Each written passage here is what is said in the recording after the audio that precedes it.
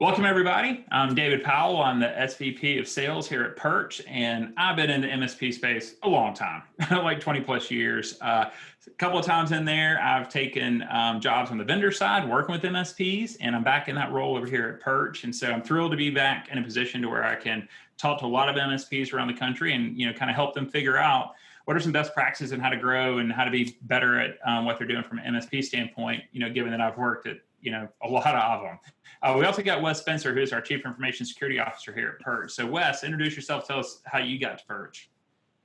Hey, my name is Wes. I'm a recovering banker. I'll admit it. Is there a support group for that? Y'all meet on Tuesday nights, like in the Perch basement?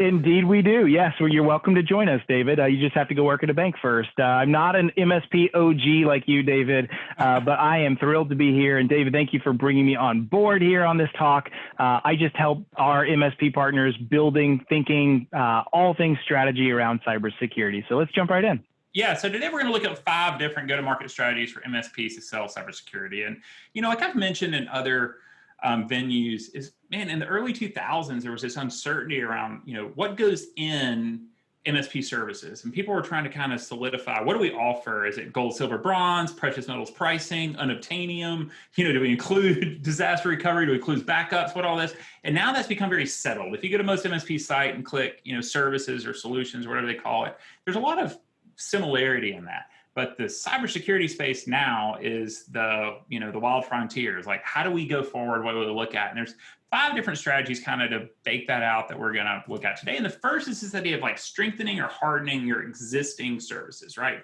So let's just say that you are, providing your MSP services, but you could layer in some stuff around it. Maybe they're not as secure as they need to be.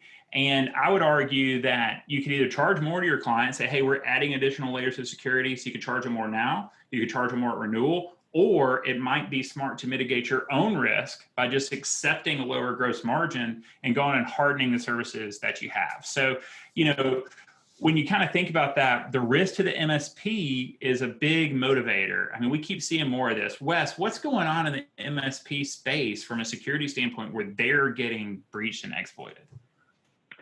Yeah, so if you've been following Perch, you probably have heard us talk about a buffalo jump. And if you haven't followed us, you're like, what was that word he just used? And yes, I said buffalo. I can combine a weird, obscure animal with cybersecurity. So here's what a buffalo jump is all about.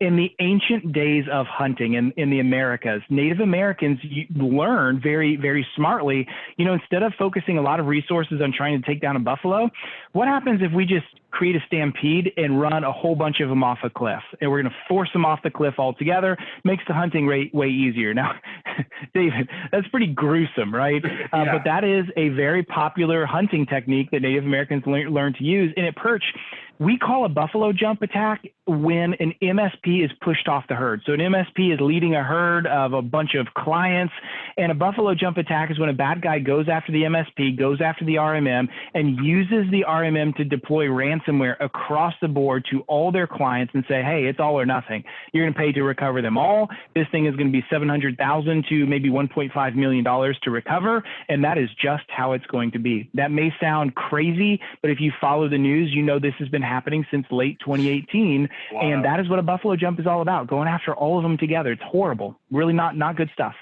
Yeah, the analogy I've used before too is this idea of like an apartment building. And is it easier to break into each individual apartment, or is it easier to break into the supervisor's office, get the master key, and unlock them all, right? Well, in that analogy, the MSP is the supervisor's office, and each apartment is a client. And so there is real, legitimate happening every day, more than you want to know. Some MSPs aren't surviving when this happens, where people are exploiting and then getting into the customer base. And so if you aren't doing what you need to strengthen or harden your existing services and they are ripe for exploit, don't think for a minute that as soon as the clients get compromised that they're not going to turn and go, oh, it was them, it's my MSP, it was their fault. And then now you're in who knows what kind of litigation, who knows what their incident response team is going to hang on you. So it is very, very, very important to kind of think, is what I'm doing today as hardened as it can be? And if not, maybe it makes sense to absorb that risk and take less margin, or maybe it makes sense to look to charge more to your clients to do that. The second way to think about that is, okay, so I've got my core MSP services. Here's what I do. It's hardened. It's well done. Is the next thing is I could add a security offering on top, a singular security offering. So depending on your client profile, banking, healthcare, things like that, you may want to add something that checks the boxes for them. A lot of your compliance-oriented people, they're going to have certain boxes that have to be checked. They're going to have an auditor come in and have that conversation with them. And, usually what your client's going to do is they're going to pull something out of the drawer, like, dust it off and then hand it across the table to the auditor. So, there may be offerings that you can, offer them that tie out to those kinds of things. We see a lot of people, a lot of clients, a lot of MSPs start with like a singular offering and begin to kind of layer on more. What are some of the offerings that we see, Wes, where somebody's got maybe just one singular offering, then they're coming to talk to us about more?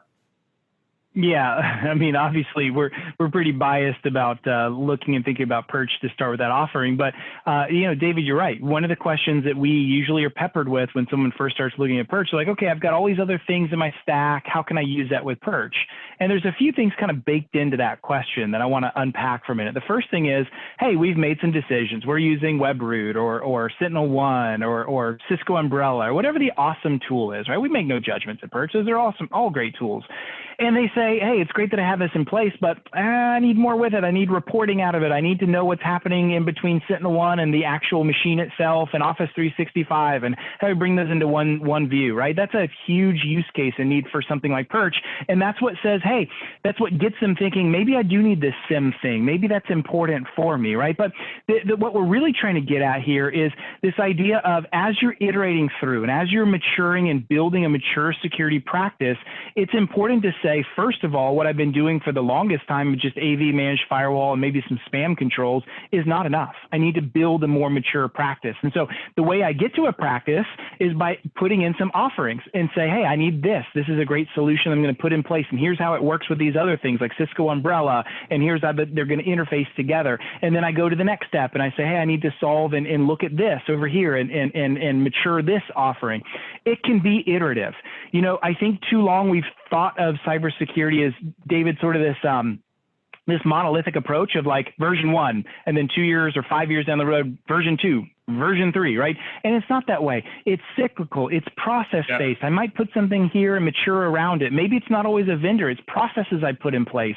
But these are things that as I'm building, it's iterative and it never changes and it's always evolving, David.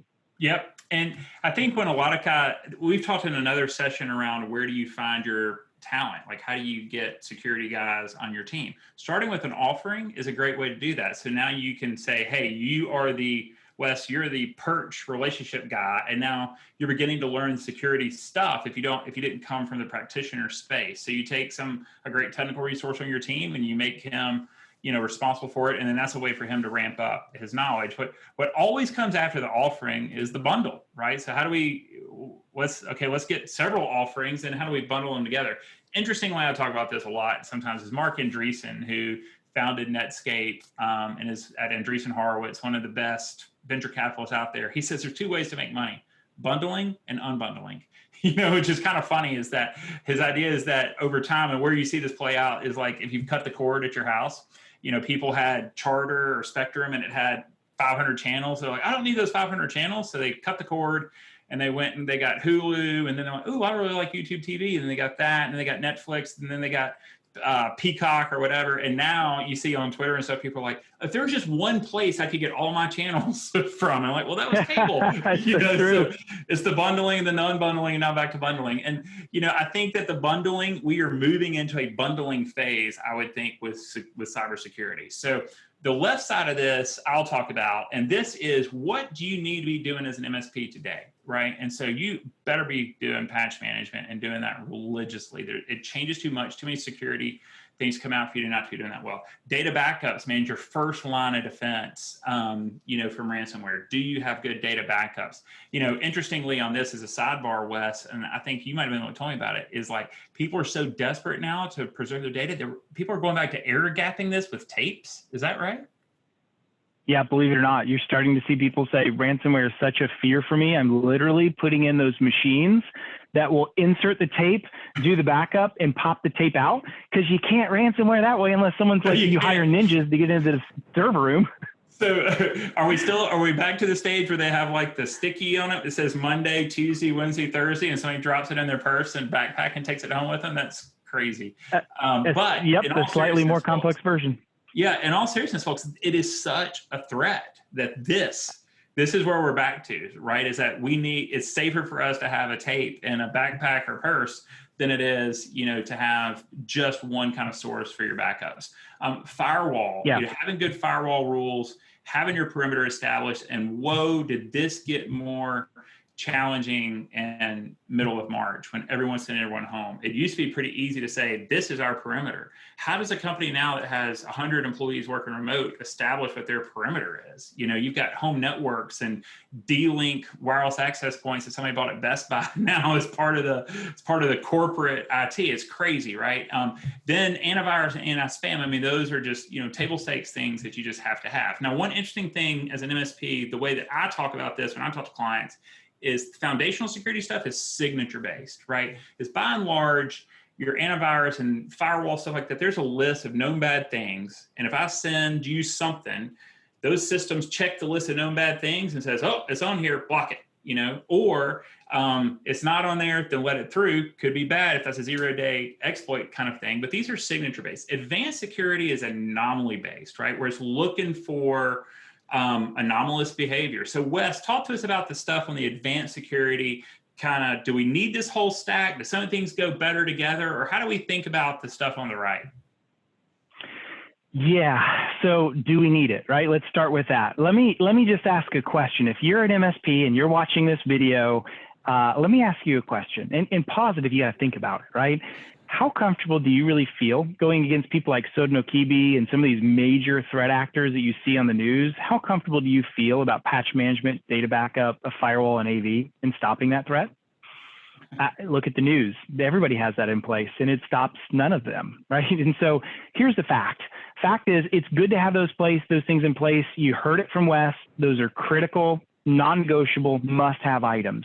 But we know that eventually prevention fails. And when it fails, what do we do about it? And so, I can give you case after case, but I'll just give you a quick one. A friend of mine, we were talking, they went through a pretty significant breach. And after the breach was over, they were huge fans of their AV. And we said, hey, what do you think about your AV now? And they're like, yeah, now we see where its place is. And I'm not hating on AV. I'm just saying it's good to a point and fails to a point, as all security controls do, perch included. And so my thought is, I want you to think about this. How comfortable are you in a scenario protecting a client where they are holding you responsible for protecting their assets, and they're going to come after you when something happens, and you only have the things on the left? I'm not comfortable with that. I don't sleep well at night knowing that. So if we come to that conclusion of that stuff over there on the left is not enough, we've got to come to the answer of, then how do we get the rest of these things? And how do we get them in place? How do we defend it? How do we budget for it? How do we maintain it in a way that's profitable for us and actually protects the client? So David, that's just what I would say is just hard and fast. Trust me, I've been down this road before. It is important that we move towards an advanced security offering and try not to be that break fix of cybersecurity that I always talk about of like, hey, if you want it, you can have it. If you don't have to have it. Why are we letting clients make that decision? I don't walk into a doctor and I make the calls. The doctor tells me what I need because he's a doctor.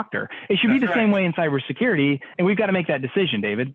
Yep. And also I think, what I'll try to illustrate here lots of times with clients too, is that, if you live in a nice part of town, maybe you don't have layers of security at your house. Maybe you just lock the front door. You don't have a deadbolt and an alarm system and all this kind of stuff. But I think because businesses don't talk about exploits, is that there's this false sense of security that comes into a business where they think their business is in like a good part of town. And all they need is just to make sure they lock the door, when really their business is in like the roughest neighborhood in your city, right? Is that exploits are coming, bad guys are trying to break in all the time. But because people don't talk about it, the diligence isn't there. If you and I lived in the same neighborhood and your house is broken into, the Facebook groups would light up and everyone would be extra vigilant, and, there'd be sympathy for you. There's no shame like, haha, Wes got hacked, or Wes got broken into. But in the business world, we just don't talk about it. And so there becomes this false sense of security where the stuff on the left is enough, right? When really it's not at all. If you were in a rough, hard, horrible part of town, you may have motion sensors and cameras and armed security, the little lasers from the Tom Cruise movie, all that kind of stuff, right? And we're just had this, businesses don't really think that they're in that part, and it's up to the MSPs to explain that to them, right? Back to your doctor analogy, stay in the position of the expert, telling the clients what they need to hear, not necessarily what they want, to hear. So the third model that we can kind of look through here is what I call, would you like fries with that, right? And so whenever you go buy a car, they always have those little things added, and you're like, what in the world is undercoating protection, and what in the world is this, and you have to ask to take those things off, right? I think a great model for MSPs is any deal you put out the door for your MSP side, it ought to have security attached to the quote, right? So you're selling a secure version of what you do all the time. There's no reason to send out naked MSP services that don't have advanced security on it. It's too important. Wes, what would be your answer if a client goes, well, that seems expensive, I want to take that off? So let me answer a little aggressively first, and I would not recommend this, and then I'll give you probably a better answer. Okay, so Mr. or Miss MSP, you're listening to us, and that's the concern you're worried about. Let me just put it this way. You're going to put, first of all, the damage of a ransomware event for small businesses is about $114,000, like we talked about in one of our other talks. So you, Mr. or Miss MSP, are going to let your end user make a $114,000 decision for you? Come on, that's ridiculous, right? We know you're not, and I'm not. Okay, that's real aggressive. So how do I back this up for a minute? I mean, when I'm walking through this, it is important that you first of all align and talk about the risk and why these things matter so that you understand and you can illustrate why this is so important, not through scare tactics, but through realistic, this is the damage. Just like an insurance agent would say, if in the event of death, this is what it costs to live every single day for your spouse. It's the same kind of thing. Once we outline the risk and we outline the damages and what happens, then we can say, this is why we are doing these things. The threats have changed, and you agree with that. All of a sudden, you're now a target when you've not been. And because bad guys are changing and bad guys are coming after you, we have got to do more. We've got to respond. There's just no option for us. When you say it like that with confidence, your clients will say, I got it. You're right. I understand. And especially when we're saying you're not going to spend $10,000 more a month with us, it's maybe $200, $300, $400 more a month. That's affordable for most clients, maybe a little less, maybe a little more, depending on the size of the org that you're talking to. But we're saying, hey, this is a requirement based on what's happened in the past. But again, let me go aggressive again. You cannot let your clients pick a menu like a fast food restaurant of what they want for a $100,000 decision. Absolutely not. That is not capable. That is super dangerous. If I'm building a home, I am not going to let my buyer who's buying the home tell me how they want the trusses to be built. That's super dangerous. I'm going to make those calls for them. That's how we need to approach this. Yeah, I totally agree. And, I told the sales team at a place I worked previously, I'm like, look, if you had, let's just use this example. If you had the cure for coronavirus, right, would you be hesitant to call a client and say, hey, I've got the cure for the Rona. Would you like it? And they're like, yeah, sure. I'd love to know what the cure for the Rona is, right? Well, right now we know what the cure for their cybersecurity risk is, right? So we shouldn't be hesitant to call them. And your client's business is literally at stake, right? Is if they don't do these things, the odds of them going out of business go up exponentially, right? So it's not that you're calling trying to sell them something. You're calling trying to keep them in business, right? Because they are legitimate risk if you're not having that conversation with them. The fourth model to look at is this idea of, the fifth model to look at is this idea of being their personal trainer, right? Is that we want them, you should be guiding advisory, giving them advisory services and doing assessments for them, right? And so, like I talk about this idea multiple times of being a personal trainer is that, personal trainers adapt the plan based on who they're talking to, right? Is maybe I want to run a marathon. I don't, but maybe I want to run a marathon, right? So the personal trainer is going to have different stuff for me. Maybe Wes wants to run a 5K. It's going to have different stuff for him. I've got a couple of ruptured discs, so he's going to know I shouldn't be doing a lot of weight over my head. maybe Wes wants to get those massive, traps like the wrestlers, have the no neck look, Wes, it'd be great, I think, for you.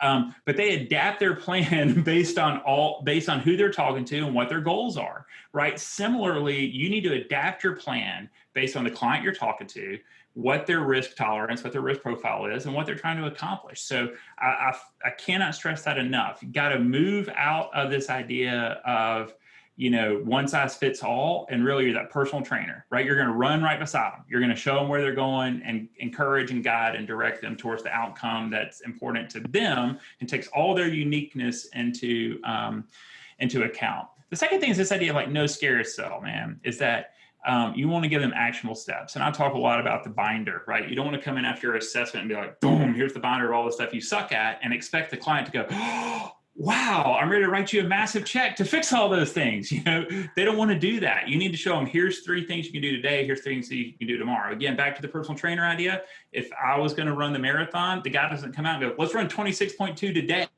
No, he's going to say, let's run 1 today, right? And then maybe tomorrow we'll run 3.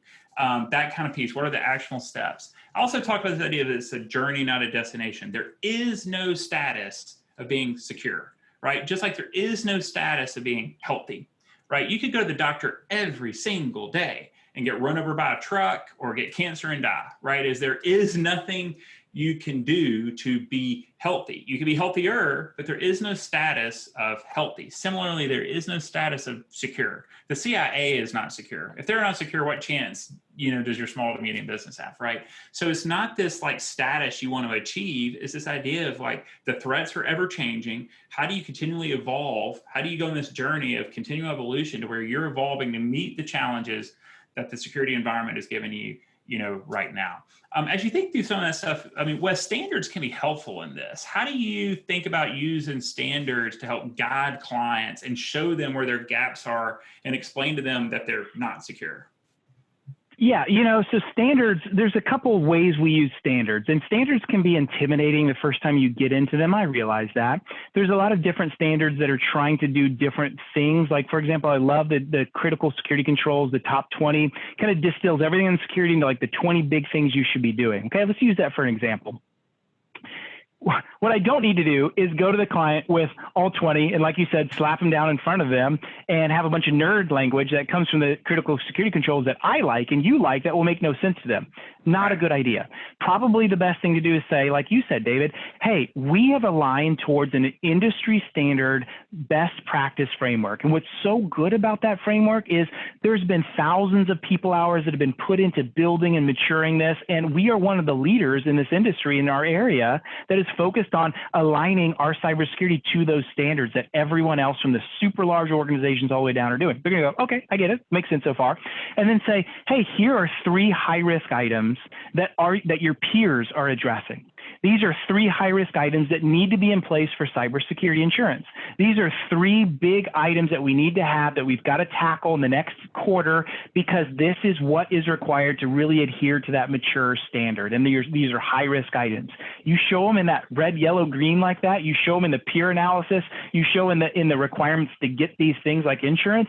They're going to understand it. You've turned it into a risk-based conversation. You've come as a peer. You've come as somebody that is coming alongside them as that advisor. And they're going to say, okay, I buy that. That makes total sense to me. I know you're not just making this out of the fly. You're not saying it's a bajillion dollars. It's not a bunch of mumbo jumbo I don't understand. It is approachable and understandable, and something that when you say, oh, your peers are doing this, they're going to say, well, I better do it too. It does make sense. And so that's where standards are really good in communicating the need without having to bring the geek speak to them alongside. Yeah. And I would say if you're listening to this and you're an MSP and you've got a notepad handy, write down 2 words. Write down demystify and de-risk, right? So I feel there's 2 things that you can do for your clients is demystify all this stuff and de-risk it. Make it easier for them to do.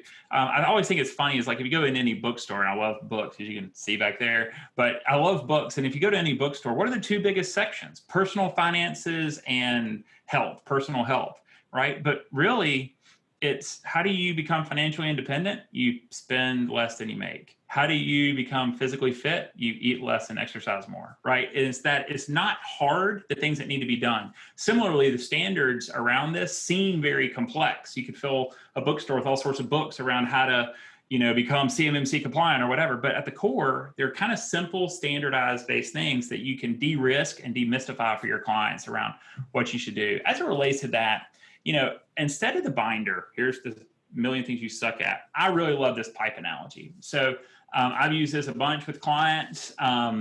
If I went and talked to Wes, and Wes is sitting in, his den, and said, "Hey, Wes, let's rip out all this sheetrock and replace the sheetrock in here," he would be like, "Well, I don't have budget for that. I don't have any budget for that. My family were going on a vacation this Christmas. Have you ever traveled with 6 people and 4 kids, David? That's like stupid expensive. I'm not going to replace all this sheetrock." But if I took an X-Acto knife and went over to the corner and cut it and kind of pulled it back and shone a flashlight back there and it's covered in mold, right? What is Wes going to do at that point? He's be like, "Oh no, I can't keep living in this house with 4 kids with, mold behind my walls." Then he'd be like, "Honey, we can't go on our vacation this year. We've got to replace all this sheetrock." So now I've shown him enough that he knows he needs to take action, right? That he needs to find budget where he didn't have budget allocated before, but now there's something to take action on that trumps whatever other priorities he may have. That to me is the messaging for an MSP to the client, right? If you go and say, "Hey, do you want to buy security?" They're like, "I don't have budget for that." But if you can pull the wall back and show them in a light assessment, here's some really big problems that you have, then they're like, "Oh, now that's actionable. There's something to spend my money towards." So I just always like the pipe analogy. It seems to connect with clients. They seem to get it. And it kind of points out that if you go talk to somebody who has money for cybersecurity, nobody's raising their hand, right? But if you go and show them that they have risk, show them that they have exposure, show them that they've got mold behind their walls, suddenly they'll find budget for it if it's motivating enough. I mean, Wes, what are your general thoughts on that? Exactly right. It's less about us getting into science of all of this. I know the secret sauce for all of this really truly is around not the nerd speak around what that threat is. Just like when I peel back and show the mold, I'm not getting to what it is or whatever. I don't know anything about that stuff, but we're just showing mold is a threat. And because it's a threat, you're going to change your family. In security, the secret sauce is the same thing. Don't get into all of the high level, protocols and services and those kinds of things. Stick to the high risk items, why it's a high risk and peers are addressing it and why it reduces the risks of damages of $114,000 in a ransomware exploit. They will and say, so I can invest a small amount here and reduce the risk and likelihood of significant damages in that $116,000 whatever. Yes. And it makes it possible for me to get cybersecurity insurance that reduces those risks as well and helps me in the recovery. Yes. We've now made business decisions. We've made risk-based business decisions that small business owners will understand that piece of it and say, okay, I'll buy in and I'll do it, David. Yeah, and I think real quick, back to one of the things I said earlier about that misperception that you're the only one. I think too, if I came in your house and said, "Hey, Wes, there's 10 houses on your street, there's mold in 9 of them," right? I bet there's mold in yours, as opposed to you thinking, "I'm the only one with mold. I haven't heard anybody around me with mold in my house." And, that's that whole thing where the more that we can tell real world stories around what's happening with the small to medium business so that other small to medium businesses can see that, "Oh, crap, that's me. Oh, I can see that happening to me. Ooh, that seems really bad."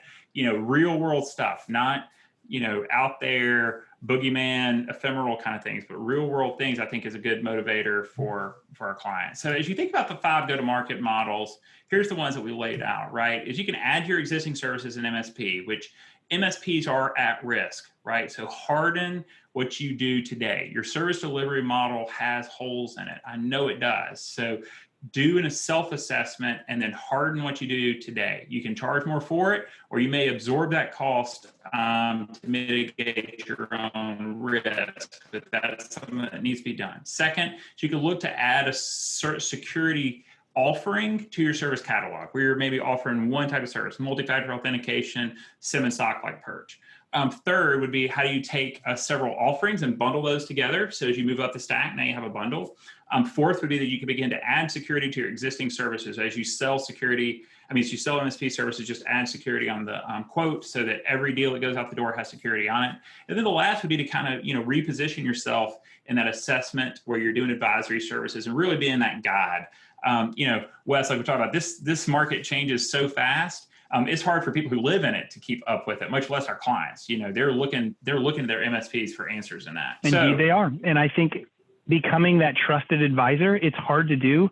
But Dave, when you build the trust relationship there, it makes everything so much easier. That's right. And education is so important on that, right? You're educating them first, right? The way that I always talked about this for our sales team is, you teach, tailor, and take control, right? You teach them something, teach them security, you tailor what you're selling them to what their unique circumstances are, and you take control and guide them towards that outcome that they wouldn't arrive at any other way. So that concludes our session. We really appreciate your attention. Fill out the survey. We'd love to know how we're doing on these things. Wes and I are always interested in, are we connecting? Is our message, is our content hitting the mark? Look, at the core, we want MSPs to get better at this. We want to help y'all get better at this. We want to try to serve y'all where we can. Feel free to reach out to Wes or I, and we will be happy to engage with you anytime on how to think about cybersecurity and improve your MSP. Wes, any final thoughts? No, thank you guys so much for attending. Let's talk soon. Sounds good. Thanks, everybody.